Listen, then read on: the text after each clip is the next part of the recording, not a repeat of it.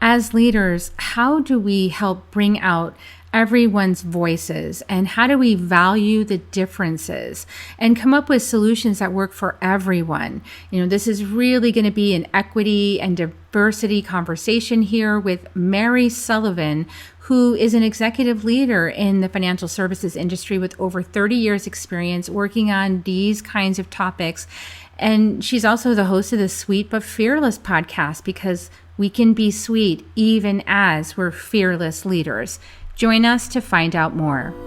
Soul Nectar Show, the Soul Nectar Show. You're invited, delighted to discover who you are. Anything is possible if you believe. So join us on this beautiful journey. Soul Nectar Show, Soul Nectar Show. Well, hello and welcome everyone to another episode of Soul Nectar Show, that show where we talk about all things essence, where we gather around the campfire together and we share our stories of connection to that which is greater than us, the big mystery beyond the veil, to those synchronistic moments that lead us inexorably towards a deeper understanding of ourselves and others. And I'm your host, Carrie Hummingbird, and I love having these conversations week after week and talking with industry experts and bringing in our own earned wisdom through life experience. And today is no different than that. Really on my heart today is talking about how we as women can really honor the wisdom that we have in our bones, in our life experience. And we may not have like a report with reams of data to prove it, but we know what we know, like we know, and we can tap into that knowing, and we can be in support to bring out the best in others, and to shift the paradigm from this cookie cutter, like there's only one way to be the right way and you got to fit into this mold, to no, there's like a spectrum of different ways to be, and we can value the differences and we can appreciate that, and we can be that voice that says, hey, this person has something to say that's valuable, and support that. So we're going to have a great conversation today with the host of the Sweet But Fearless podcast, Mary Sullivan. Welcome to the show, Mary. So glad you're here. Thank you so much, Carrie. Thank you, Carrie. And thank you to all the Soul Nectar audience. Thank you for having me. Yeah, I'm so glad you're here. I had an interview on the Sweet But Fearless podcast with Mary, and I really enjoyed her company. So I invited her to come over here and have a conversation too.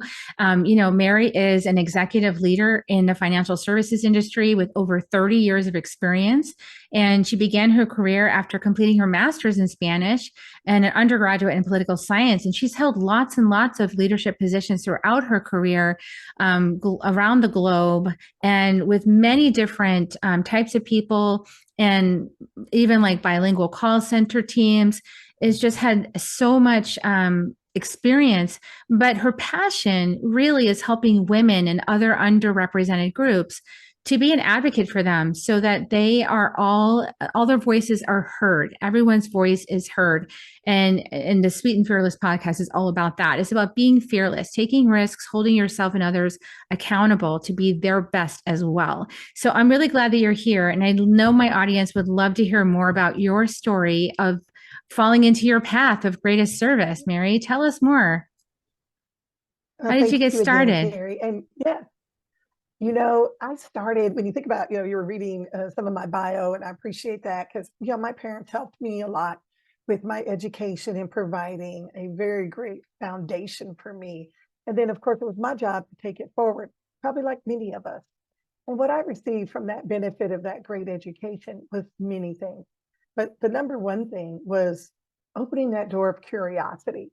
And that started from a very early age. When I was 5 or 6, my parents were civil rights advocates. And my father was an optometrist, my mother was a nurse, and we were living in New Mexico at the time. And they were asked by their church to move to Kansas City, Missouri during the early 60s and really focus on kind of counteracting that white flight that was going on, where a lot of families, especially white families, were leaving the city and moving to the suburbs. And what we decided to do as a family was to move into the city and be part of the community that we so loved and respected. So from an early age, my parents were teaching me to be curious, to welcome others, to listen first, right? Talk second, to learn and to be open. And from doing that, they also even then put me into a all Black school in order for me to learn even more. And it wasn't so I could just show that, everybody could get along. I think we all know that we can, but it was more than that, Carrie. It was deeper. It was also showing that in order for us to move forward, right, as a country, in order for us to move forward as a society that respects each other, we have to know about each other. We have to be curious, we have to learn, and we have to appreciate the differences. And that's what that foundation really set me up for. I mean, I was at the grade school for 8 years, phenomenal years, then moved on to a different high school, of course, and then, further education. But those lessons stayed with me and have helped me through my career and then starting my own business forever, right? They'll never go away. They'll never go away because I learned them at such a young age. But even though you're learning things at a young age, you don't always know you're learning a lesson, right? You just think you're living, right? You're just enjoying your youth, or not, right? But I was enjoying mine. But I did learn quickly as I progressed to high school that they were also teaching me lessons. Because as I then pivoted to an all-white high school, or majority white, I learned quickly that the outcasts were decided by the majority. Right? The majority were the ones deciding who was going to be in and who was going to be out. And if you were on the minority side, then you were left out if you didn't have someone advocating for you and lifting up your voice. That continued on even to my career in the financial services, being usually the only woman at the table. You learned quickly that if you didn't have someone advocating for you, then your voice was not heard as much. So again, going back to my youth and grade school, those lessons stayed with me throughout, kind of made me into the woman I was and am today. I love that you had that early experience and that you were able to get that early imprint that everyone is unique and their voice needs to be heard, and and standing in that justiceness of that, like every voice is important. And as a leader, what you're saying is so true. And I feel like one of the things that I noticed on my own journey of empowerment is that I wanted people to respect me, but I realized I had to respect myself first. And isn't that a big part of the journey too? Like if we're not being heard around the board table, if we're not being heard in the team meeting, if we're not being heard in our friendship circle or wherever we're at, there's like a part of that that's an inside job beyond having the advocate, right? Carrie, is I always coach, always am coaching, right? Whether I was coaching in corporate America, coaching on the pickleball court, coaching in life, whatever it is, I'm coaching because that's just part of my personality. Is if I think I can help you and you want that help, then I want to share, my knowledge with you. And I do that by asking questions, pulling things out, helping you come to the solution, the typical coaching philosophy. But one thing I learned through all of that is if you don't reflect, but just what you're saying, I call it the RX3 methodology, and we use that in our teaching as well. If you don't first reflect on you, your strengths, your interests, your needs, and really spend some time getting to know you, then it's really hard to help someone else or to be the best for someone else or to even showcase them at the table because you yourself haven't built that credibility in order for others to say, oh, wow, Mary is sponsoring, so-and-so. Let's listen to that. Let's listen to her. You have to create that credibility for yourself so that you then can set that table for others. And that starts with that reflection. After the reflection, I then say, well, then you go into the research, right? Then you go into really researching that data. In the intro, you spoke about, we don't always have the data that we need, right? We have our gut feeling. Sometimes we have the data and our gut. And I say, lead with that data or lead with the gut and then follow it up with the other one, right? But lead with something so that people know you have a conviction and then support it with whatever you have, whether it's data or experience, which just for the record, everybody, your experience is data, right? It's a lot of data. Your experiences are data. That's where everybody gets focus group numbers from, your experiences. So don't think you need to quote, a Harvard Business Review article for it. You have a lot of experience and you are that credibility in research. And then number 3 step of the RX3 is rebuilding, and then go out and practice what you've been learning so that others can give you feedback and you can get that feedback in order to be a better leader, a better colleague, a better partner. Get the feedback, go out and practice, try to rebuild those skills, or kind of add on to some that you have in order to get that. That's kind of what we've went through, not only in corporate, but in entrepreneur and in life lessons as well. I love that. It feels like really respectful to ask questions as a way to guide the person to finding their own true answers. You know, this is one thing that I have been thinking about a lot is the different perspectives are in the assumption that has been in our culture overall is that, you know, this one perspective knows what's best, right? And if you belong to that group, then you know what's best. And in my journey, it has been a deconstruction of that because I've realized even early on in my own experience, I had a boyfriend who was African American, and when I was in beginning of high school, and I found out real fast that racism was alive. You know, I didn't know that it was until that happened, and I was like, "Whoa, look at this!" Until you tested it, right? Until you Yeah. tested it and put it out there. I Yep. poked the bear, and I found out. I was like, "Whoa, there's like a lot of racism going on in this town." And oh my goodness, I started listening to this boy's perspective. And I say boy as a young man. He, you know, he was like 14, you know, we were both young children. You know, we thought of ourselves as adults, but we were not adults. And he was like, you know, I was like, why do you act the way you act? Because it seems like aggressive, or it seems confrontational, or it seems like you're poking, you know, you're poking at things. And he's like, because it's not fair the way I'm being treated. I shouldn't have to be treated this way. I shouldn't have to let people call me names all the time. I shouldn't have to be, you know, poked at and accosted all the time just because I have Black skin. So I poke at it because I shouldn't have to be treated that way, and I'm defending myself. And I was like, wow, that is a whole perspective I didn't have before, because I didn't know that anybody was being accosted regularly. I was, you know, completely oblivious to it. I had no idea that there were people that were actually going out of their way to provoke this guy.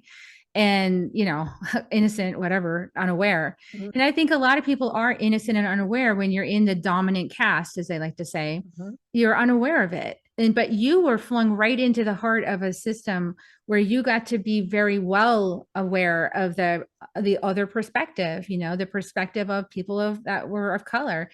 What were some key things that you realized in that journey as a young person?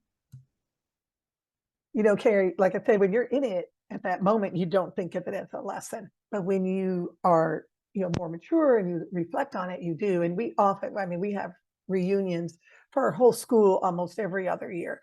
So I'm in touch with a lot of my friends from grade school. And we talk about this a lot.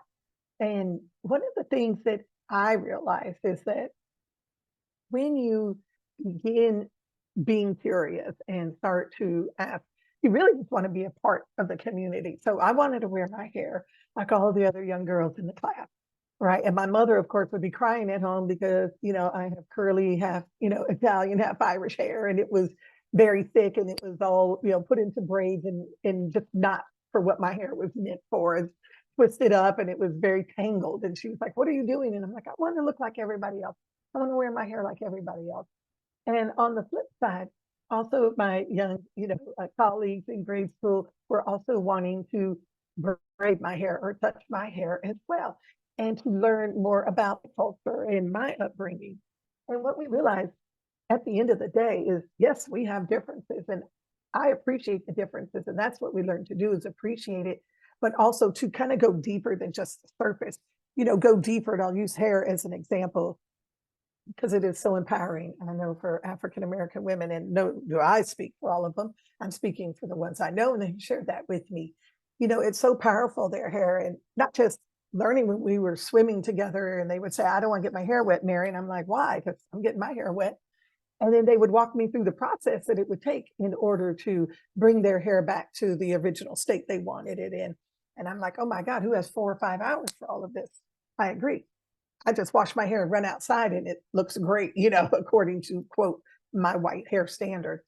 So just really understanding and asking the why like you did is, I believe, the first step for all of us.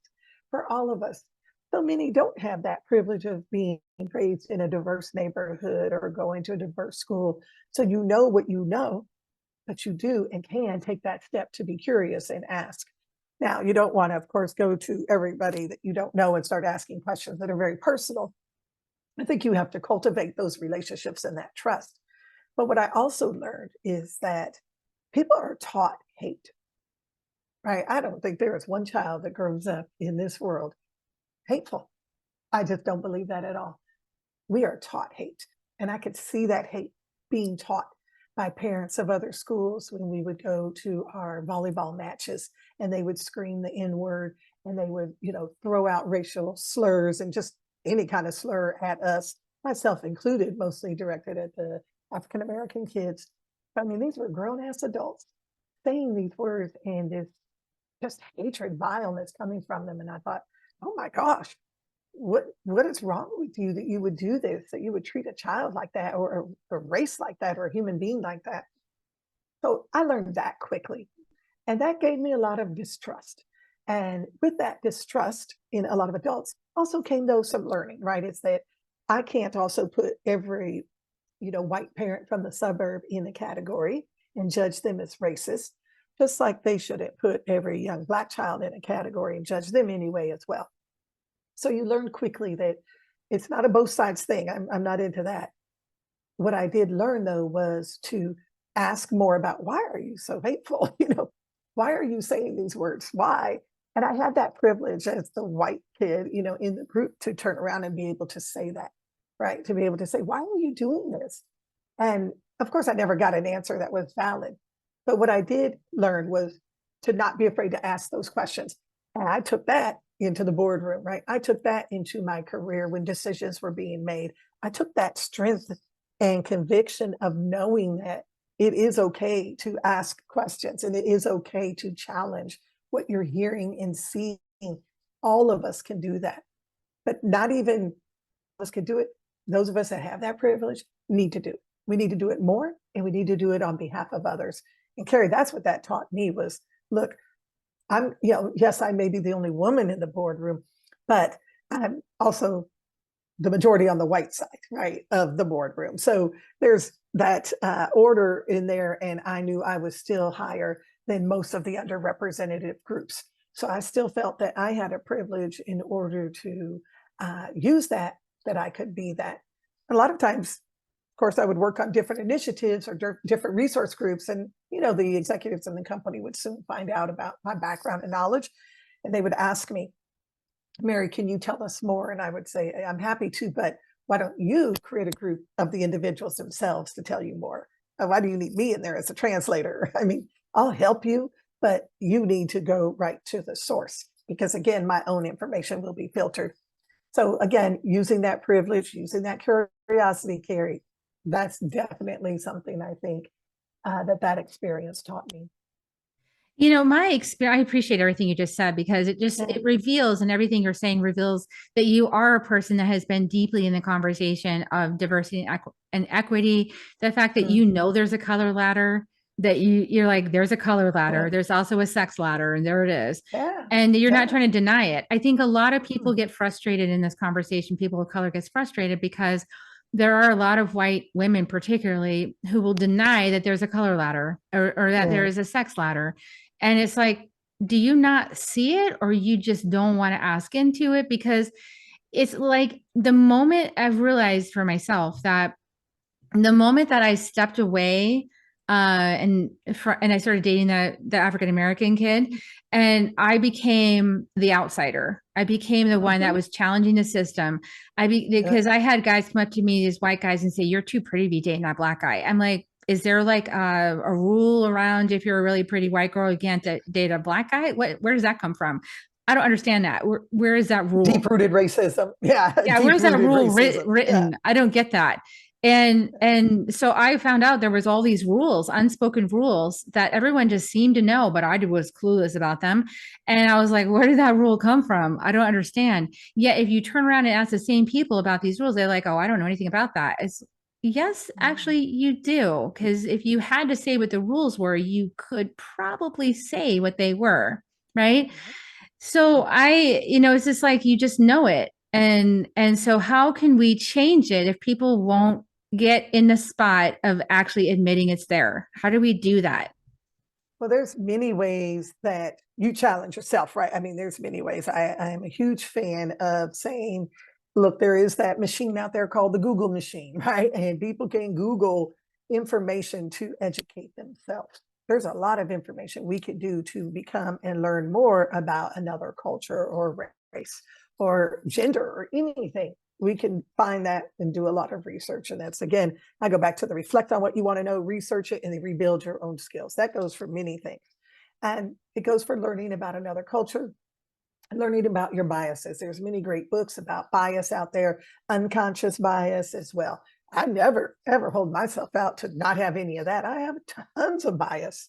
I have tons of bias about, I think I look at someone and I'll certainly make a prejudgment.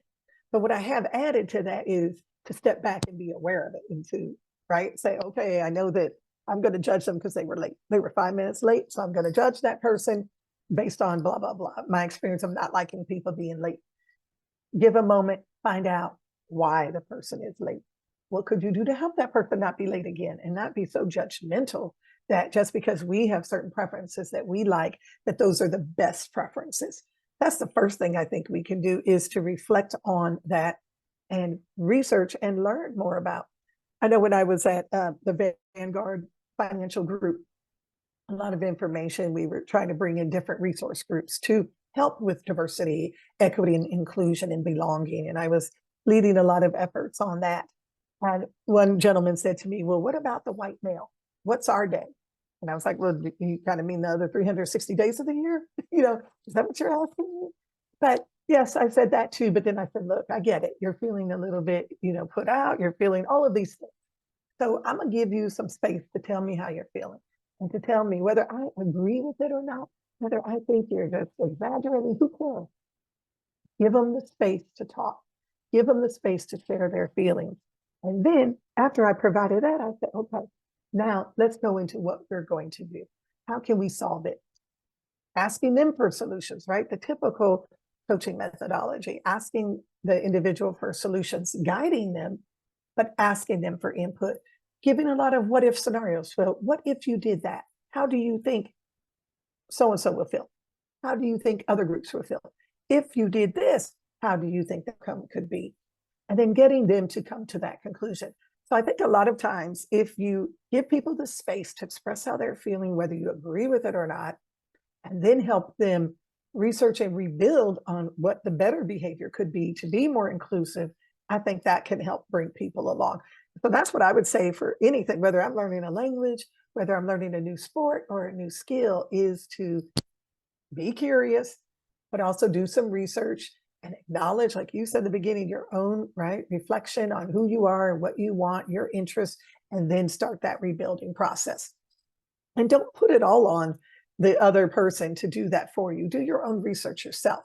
And then I think if you come to the table, Carrie, with saying, hey, I've been reading X book. I was reading the one by Anita Hill, and Believing by Anita Hill. And because I was reliving that time when I was watching those first Congress hearings, with Anita Hill and Clarence Thomas.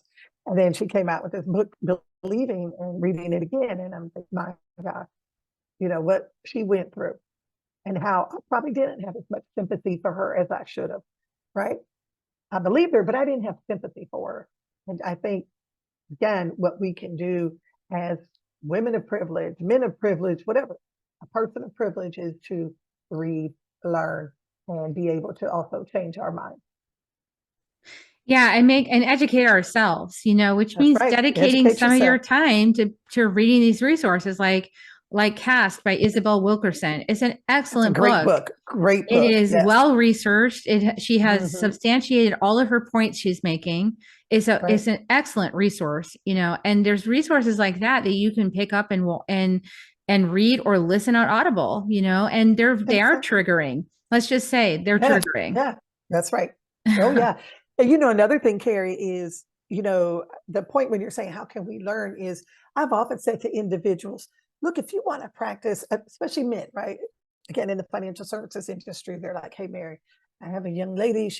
I believe she's wearing inappropriate clothing. I don't know how to approach the conversation. Can you help me? Can you help me with how I can do it? And I said, yeah, I'll help you, coach you through it. You're going to have the conversation yourself because you're a leader and you need to be able to have that conversation. But I'm happy to help you. I'm happy to have you practice and make a mistake if you want on me, so that when you go to her to have that conversation, that it can be professional and help to find a solution, right? And it won't come off and no one's going to get sued and no one's going to feel defensive, but you can have that conversation. And I think that's what we should all do. These conversations are going to be uncomfortable. And I think that that's okay. We have to learn that. So what? You're going to be uncomfortable. Yeah, and that could be a hot button, right? Like, because a lot of Yeah, women are just now beginning to say, why do I have to dress like this? Why do I have to? And exactly. I know that women of color have been saying this for decades. Why do I have to wear my Mhm. hair a certain way? Why can't I Right. just have my hair the way I want it to be? Mhm. And us white people have been catching up. Like, why can't I wear my hair this color if I feel like it? And so we're Exactly all right. learning from each other, right? And I think the goal is that we all want to be respected and we all want freedom. And so, how can we Good point. all be Mm. respected and all have freedom to be exactly who we are? That's really the ultimate question you're asking, isn't it? It is, Carrie. And I think that has to happen because, that has to be given space by the corporate entity or the governing body, wherever that may be. If they at the top do not provide that safe space, you can talk all day long. You read what's going on. A lot of Black women that were hired for many DEI positions are now being let go after a year and a half. There was not an investment in them, and it wasn't from the top. It was a tokenism hiring, and they know it, and we all know it now. We see that play out.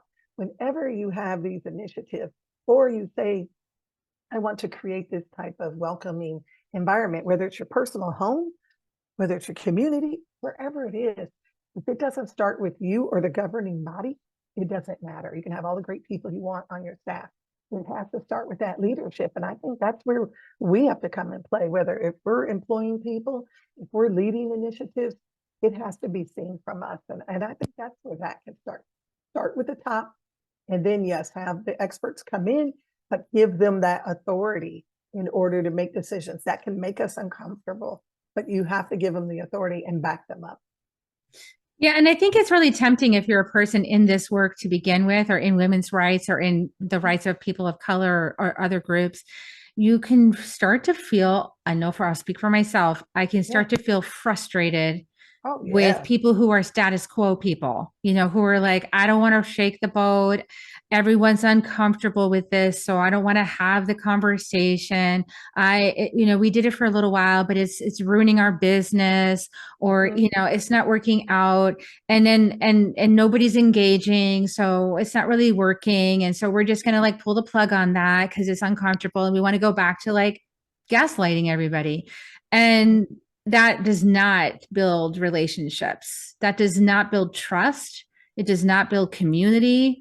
It doesn't encourage anyone to speak out and speak up the truth that's going on inside their world.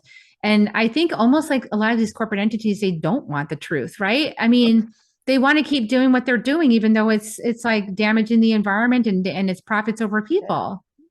Right. And even when you yourself show them, Carrie, the data, because, right, you think these corporations, they love data. Well, here you go, you show them the data, how they're polluting or destroying something, or not hiring the best candidates, all the data you can show them, and they still choose to not be inclusive, to not make improvements, to not correct bad behavior, whether it's for the environment or for other individuals, then that's when I think we have to activate and say, okay, we're not going to do business, or we're going to do this, or we're going to do that, or we're not going to send our good people there. We're going to, right, cultivate our talent, help them interviews, and send them to the companies that are living their truth, that are backing up what they say. It is not easy to make these cultural changes and shifts in companies, especially if you've been, right, designed and created by middle-aged white men. Then all of a sudden you're asking for this major change that they themselves maybe aren't equipped for. But the good companies are doing it. And they do say, hey, I don't have that expertise. I'm going to bring it in. I'm going to support it. Yes, we may have a dip, but we know we're going to rise. And we know that because all the data shows companies with diversity on their boardrooms have better financial results. Companies with diversity in their employees have better financial results.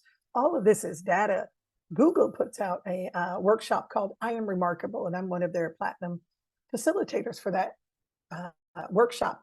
And in that workshop, I Am Remarkable, that Google puts out tons of data supporting that, stating that, and data from McKinsey, data from Harvard Business, data from everywhere, showing that when you have diversity of thought, diversity of color, diversity of religion or faith, whatever you believe in, diversity of backgrounds, right? Are you from the city? Are you from the suburbs? Are you from Georgia? Are you from New York? When you just have diversity, then you have better thoughts, better opinions, and better outcomes. I mean, it's a fact. So if companies are going to look at the facts and still ignore it, I don't know. I say, is that a company you really want to do business with? Is that a company you want to hire from? Is that a company you want to send talent to? I don't think so. Yeah. So what you're saying is basically, there's going to be dinosaurs. Yeah. Right. And you're not going to change the dinosaur. You're Just not like going to people. Yeah. suddenly make the dinosaur into the newest creature on the planet. It's not going to Exactly. happen. It's true. I mean, you can educate and you can inform, and you can hope for the best, and you have to keep doing it. It's not a one and done. I mean, these beliefs that we all hold, usually our beliefs aren't just from last week's, right, newspaper or online, social media content. It's years and years of programming you and I were talking about. It's from years of programming. So it's going to take years to deprogram, or it's going to take years to rebuild a new belief, or add another belief to your system. So yes, we have to have some patience, but I also like that young man you were dating, because he said, no, I got to fight back. I have to speak up louder. I have to raise my voice. And I think that's what we can do as well on behalf of others. Yeah. And I think that some of the characteristics of the old model, where, it was white patriarchy, and if you were in the dominant caste, you could pretty much just, go about your business without having to be Yeah. concerned about anybody else, right? Yeah, you could Except be yourself. average. Yeah. Very, very me-centered. Yeah. Yeah. And the new paradigm is really diversity of opinion and perspective, which means if you have a conversation, you got to resolve it. It's going to take more time. And because the perspectives are going to be very different across the board. And so you're, the whole new set of skills, right? So what are some of those Yeah. skills, whole new set of skills in the new company? What are those skills? I'm glad you asked that, because actually tomorrow I have a Facilitating with Ease workshop I'm leading. And in there, I talk about that very skill, and that is how you facilitate, or how you bring in ideas and opinions. And you do that by, yes, at first it might take a little more time. I agree. It's going to take time, because maybe before, the individual would walk in and say, here's what we're going to do. Now everybody go execute. That doesn't take that much time. But if you go into a room and you say, hey, here is the result we're kind of looking for in this ballpark, love to hear your ideas. And you give space for everybody to have an idea or to build on each other's ideas. That's going to take longer at first, but you are going to have easy execution, because you thought through ideas, you heard from everybody's opinion. You probably won't have a lot of dissension, because you heard from everybody and you got that out in the strategic, right, discussion up front when you were facilitating that thought process and ideation session. And it will take less time on the execution. So it's not overall more time you're spending, it's how you're shifting that time spent in, let's say, an hour, right? Instead of 40 minutes on execution and only 20 minutes on ideation, you spend maybe 40 on ideation, and then there's only 20 needed on execution, because you have a well thought out plan. But that not only, it takes you, Carrie, where it takes you from is maybe a good idea to a great idea. That's the difference. And that's what we're all looking for is, yeah, I can come up with a good idea for almost anything, a decent idea, but I'm not going to come up with a great idea unless I get everybody else's thought. And I'm certainly not going to come up with a long lasting idea unless I hear from others.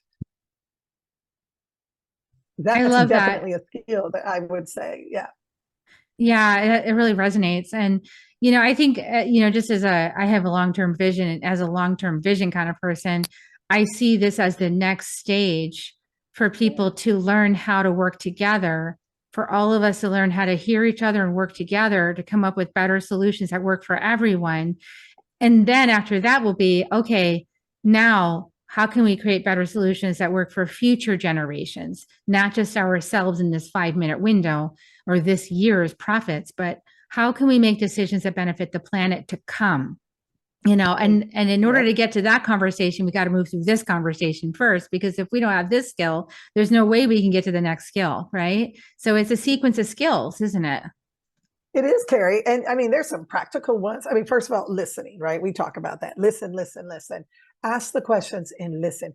Don't go in with your answer already formulated and listening to each person in order to prove your point.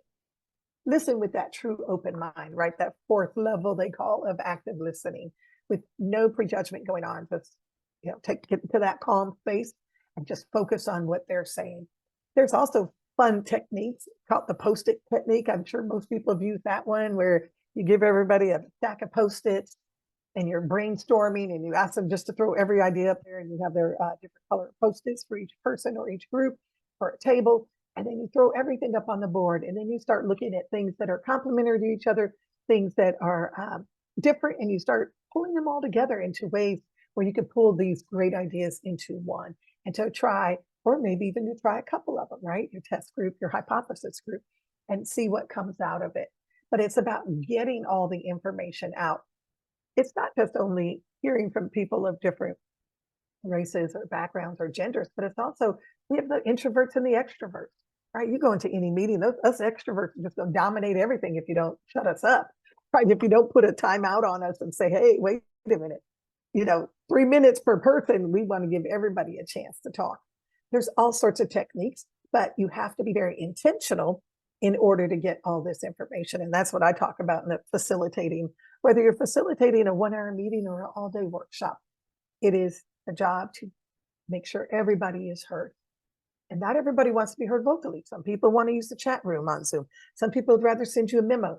I don't care. Just communicate with me and share with me what you're thinking. Because I believe if you've hired a person, if you've promoted an individual, if you've put them on a team for your entrepreneurial role, there's a reason. And the reason is you probably thought they had something to add of value. So why not take the time to listen to it? Yeah, I love that. It resonates for me. I talk a lot about the talking stick share from Yes, yes. Indigenous practices, because I think that is so powerful, that these Indigenous communities around the world, I know in the United States for sure, had the talking stick. So everybody gets past the talking stick, and then they get to share their perspective. And while someone's sharing, you're listening. And then when it's your turn, you share and everybody else listens. And then somehow mysteriously, they all come to a conclusion at the end. And I guess that's different by community, but it just feels like at least everyone's been heard and their perspective is incorporated somehow. And, we'll probably find out that our perspectives fit together in some kind of Venn diagram, like there's some Yeah, common center that we can all agree with if we all got a chance to voice it and come together. exactly right. And leave our biases at the door. And the only way you can do that is to be aware of them. And that self-reflection. If you don't even know what your biases are, you don't see them coming, right? You don't see them, and that you can't stop them if you aren't aware of them. Or now you put that responsibility on someone else to tell you, and therefore that's where that friction and confrontation comes, because you weren't self-aware enough to handle it yourself. You put that on someone else to tell you, and then now there's that friction. So I say if each of us takes the time to really understand our biases, then that way we see them happening, right? We can see them coming, we can hear ourselves in the words we choose, and then we're like, oh, okay, I better take that back a step. I'm starting to bring that forward that I know I shouldn't. Or, hey, maybe let me take a step back. I think I've been talking 80% of the time instead of listening, and I need to flip that, right? I'm in a coaching session. I should be talking less and listening more. But if you don't even know what those biases are, how do you stop them, right? And you got to be willing for people to let you know when you're in one of those biases, right? I mean, Yes, that's that's right. That's that's right. part of deconditioning this system that we've all been in. And I know that one thing I think I do want to contribute here is that a lot of the people of color that I've worked with on this conversation of diversity and inclusion have said, listen, we've all been conditioned by the same system. Doesn't matter what skin you're in. So we're all deconditioning ourselves. Yep. So let's see ourselves as on the same team, deconditioning ourselves from the paradigm, instead of like That's right. opposing forces or someone's fault. It's like, no, we've all been conditioned by the same thing. So let's just wake up and be on the same team and decondition it. I love it. That's exactly right. I say that during COVID. I said, well, we're all going through COVID together. We have different boats, but we're all in the same storm. So, let's just understand that and know that why can't we help find a solution for all of us? I love your analogy so much better, Carrie. Yeah, and there's also, there's so much to this conversation, but a lot of it has to also do with being willing to be wrong, being willing Yeah. to be surprised at how wonderful it can be when you have a group consensus or a group, I mean, there's new ways of doing things that are opening up for us, and companies that are saying yes and people that are saying yes to this are experiencing the fun of that, that it's fun to come together and do it as a community. It's fun to come together and listen to different people's ideas and come together to create something new. That's fun. And if you're stuck in the old ways, you think that's threatening, but only because your ego is like really afraid of being, wrong or challenged or obsolete. But honestly, if you stick with the old way, you are obsolete. That's what's happening. So we're Yeah. in the And process of Carrie, obsoleting all that. think of it like the pie. I took this one course and we were talking about strategic negotiation. And of course, the theory came out. It's not about there's only 8 pieces in the pie. And if I give you a piece, I have less. That is that mentality that so many individuals have when they feel threatened because someone else is getting something you have less. That's because you've always been programmed to think there's only 8 pieces in the pie. Whereas I think you, myself, and many others out here are saying, no, we're going to build more pie, right? Our pies are going to have 25 pieces, or I'm going to have 4 pies. And you can still have the same amount of pie you had before. I'm just getting to eat as well. That's all. I'm getting my piece of the pie. And that's all I think individuals are asking is not to give me yours as much as saying, just give me something that's out there. There is this, there's no limit on our beautiful resources. Well, there are on our country's resources. I totally agree on our environmental resources, but there's no limit on the resources you and I have to give of our time, our treasure, and our talent to others. And we're saying it's just let everybody have access to that. Yeah, I saw something recently. I don't know if it was just Texas. Because I don't like to watch the news and all that, but I do hear whiffs of things from my mother because she's very much immersed in it. And I don't know if it was the Supreme Court or Texas, because I live in Texas, was like destroying some affirmative action programs, right? And like they're saying, It's oh, the well, Supreme Court. That's the Supreme we Court. want the most qualified person. And for a second, I got angry, and then I thought, I see the bigger, longer term play of this. Is Mhm. that people who are going to be the new minority is going to be people who are white, honestly, it's going to be the new Mhm. minority, and then they're going to be squawking that they're not getting their affirmative action. Oh, you're just giving it up now. So yeah, I guess you better like bust your ass and be better than the competition, right? I mean, you've got to keep up. So I think that they're just kind of I can see a Yeah. place where that's going to come back and bite people in the ass that are doing this stuff, not realizing that it's biting them in the ass. So Carrie, I mean, when I heard that ruling, I mean, that was so disappointing. it But it's is. also, I think, because of the ignorance of many, and I say ignorance as in lack of knowledge, right? It's the lack of knowledge that individuals have over even what affirmative action is and how it has been utilized. And many of these schools don't even use it anymore and haven't used it for over a decade. And you and I, as white women, have been the best benefactors of affirmative action.